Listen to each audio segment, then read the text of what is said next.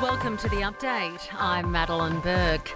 A day after increasing rates to an 11-year high, the Reserve Bank boss says Aussies should work more and spend less.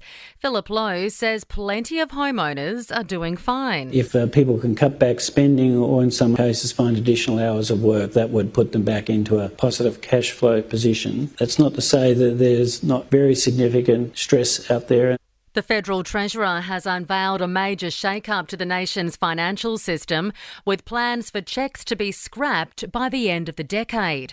Jim Chalmers says the new strategy will improve the speed and security of Australia's digital and online payment systems. Our vision is to create a modern, world-class and efficient payment system that is safe, trusted and accessible.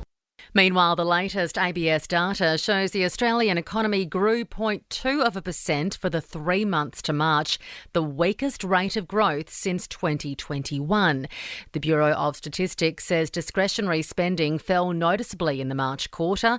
Economists were expecting a higher growth rate.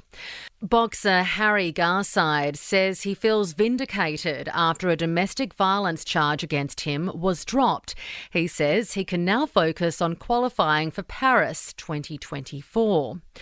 Around 40,000 people are at risk of flooding after a dam collapsed in southern Ukraine when it was targeted in a strike. Both Russia and Ukraine are blaming each other for the collapse.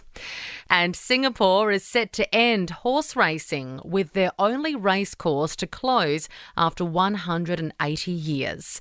Sport and entertainment are next.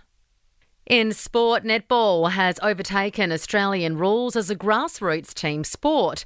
Participation figures released by Ausplay have found netball is now the third most popular team sport nationwide, behind soccer and basketball. And world number one Carlos Alcaraz will take on Novak Djokovic in the semi-finals at the French Open. In entertainment news, Pete Davidson has left PETA an explicit voicemail after they slammed him for buying a dog instead of adopting. The SNL star telling the animal rights organisation he can only have a specific breed as a pet because of allergies. Thank you so much for making comments publicly that I didn't adopt a dog. I just want to let you know I'm severely allergic to dogs. And that's the latest from the Nova podcast news team. We'll have another episode of The Update for you tomorrow.